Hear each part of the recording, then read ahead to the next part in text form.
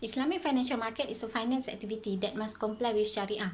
In Islamic financial market, they make profit through equity participation, which require a borrower to give the bank a share in their profit rather than paying interest.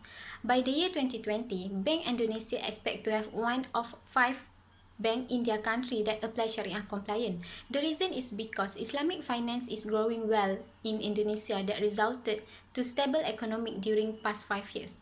So in order to have a perfect Islamic banking system, Indonesia financial market have faced several issues, challenges and the opportunities that will be discussed later. Next is about the issue in Islamic financial market. The performance of the Islamic financial market in Indonesia has yet to satisfy the public's expectation. Besides, several issues make the public believe that Islamic banks still cannot compete with the conventional banks. First, issue on low level of productive in economic activities. Islamic banking in Indonesia financing is lower compared to conventional banking in serving the productive economic sector. This can be supported by the graph. The sources are from 11th Annual Islamic Finance Summit report. As you can see from the graph, it clearly shows a decrease of PMK Islamic Banking and PI Islamic Banking from 2007 to 2011, which indicates the growth of financing in consumers in Indonesia. Therefore, productivity is so important as its measure of the efficiency of the banks. So, they should improve their service by explore the growth area and expand more on their financial services. Thus, we can conclude that based on the graph, conventional banking are more abundant in economic sector compared to Islamic banking in Indonesia. Second, issues is relating to the low level of product variety in Islamic banking, which has led to a barrier to Indonesia's Islamic banking growth. Based on the article of low level of Islamic banking literacy barrier to Indonesia's Islamic finance growth by Nifty, state that the Islamic banking has a lower percentage of the financial literacy index at 6.63% and lower than 9.61% for the sector's inclusion. Therefore, David Firman, the Director of Research of Development, Management and Licensing of Islamic Banking at OJK says that offering a variety of products in Islamic banking could bridge the gap between the Islamic banking inclusion and literacy.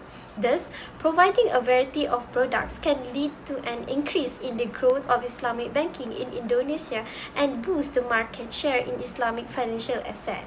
This is because the market share in Islamic banking is still low. Based on the graph, the share in the Islamic financial banking, which is subsidiaries of conventional banks, is still low.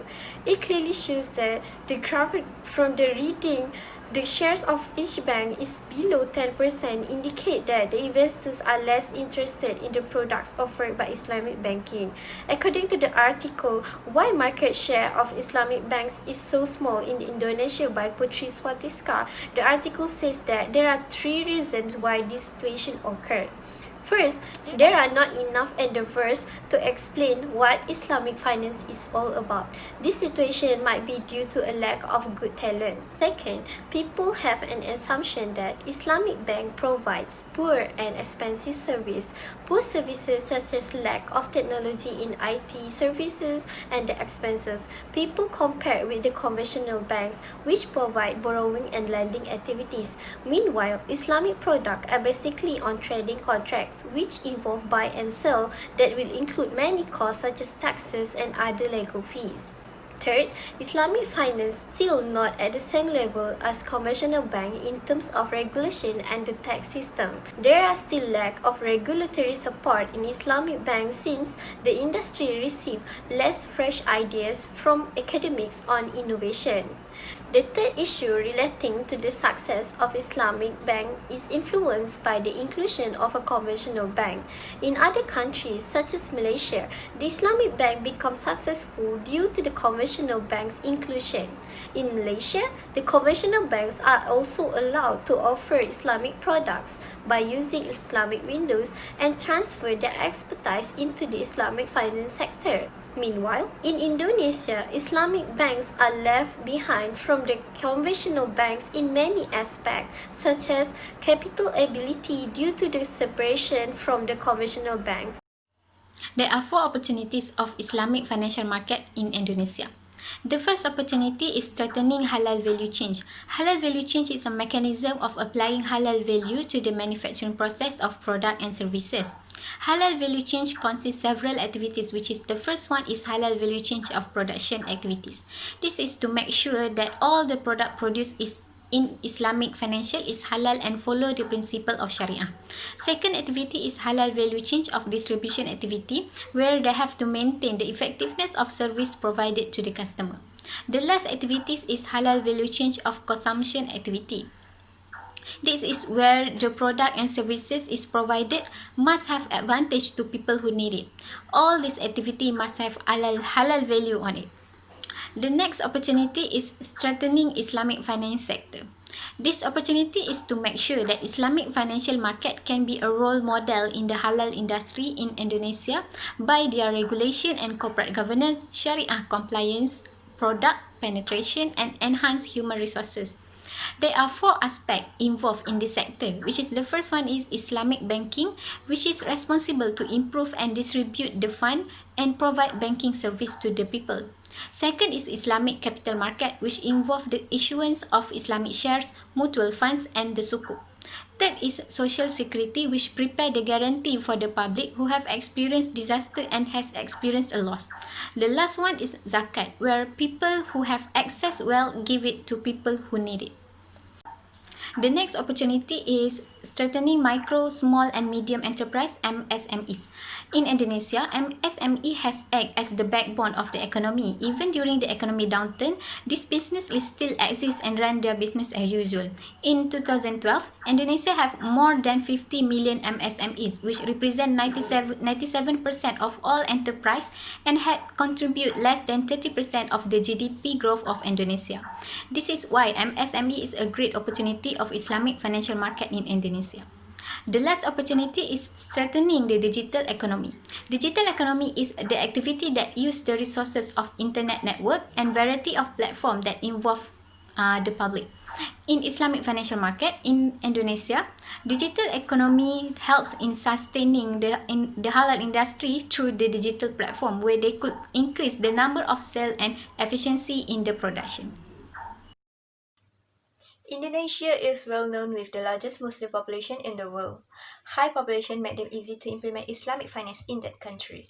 The table shows that Islamic banking increases gradually in terms of products and services. However, there are still challenges that need to be faced by Indonesia.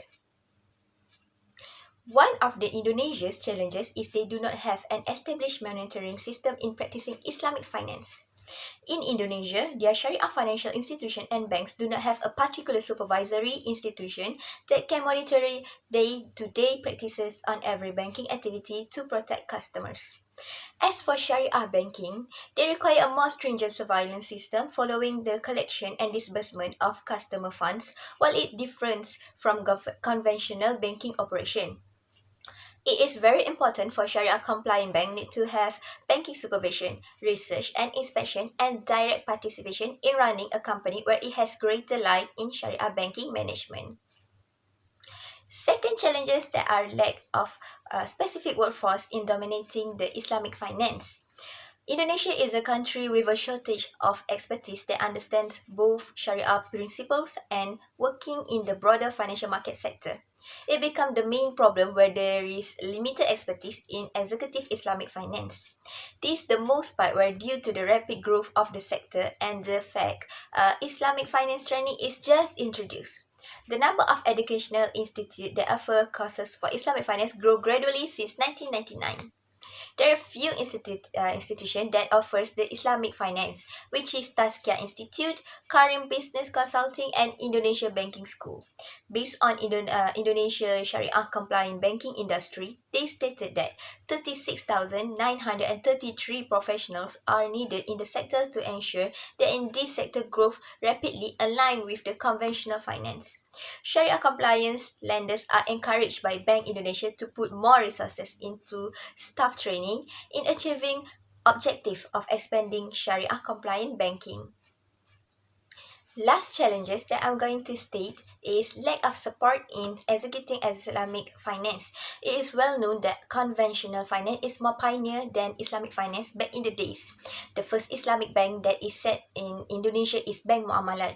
The bank was established in 1992, and Bank Indonesia, which is the central bank of Indonesia, was only allowed to use Islamic instrument as part of its monetary policy in 1999, which shows the uptake is very slow. For 15 years, only two other Sharia compliant banks successfully entered the market. It shows how difficult Islamic finance to enter the market in the back days. These challenges happen due to the inconsistent policy on Islamic finance, and also lack of support from the Indonesian government that only focus on conventional finance. However, in July 2008, the government of Indonesia issued the Sharia banking law, which led to a strong growth for the Islamic banking industry, which shows no fading sign. According to the Bank of Indonesia, between 2008 and until 2012, Islamic bank assets tripled, increasing by an average of 31.5% annually. Changes that eventually removed the double taxation on Islamic financing like murabahah are very recent that are dated until 2010. The Indonesian Parliament passed the Islamic Banking Act number of 21 of 2008 to strengthen law enforcement concerning Islamic banks to encourage more players to support these industries. For conclusion, overall, this report revealed that Islamic banking financing is smaller than a conventional bank's role in many aspects in Indonesia. The lower the role of Islamic banking was related to the limited amount of financing channeled to the economic sectors. Despite the challenges, there are so many opportunities that can be grabbed by Islamic banking to boost the further development of the Islamic finance industry in Indonesia. Therefore, if the conventional banks are properly included in the Islamic financial market with a suitable legal and regulatory framework are being made, there is no stopping to the growth of Islamic finance in Indonesia. That's all from us. Thank you.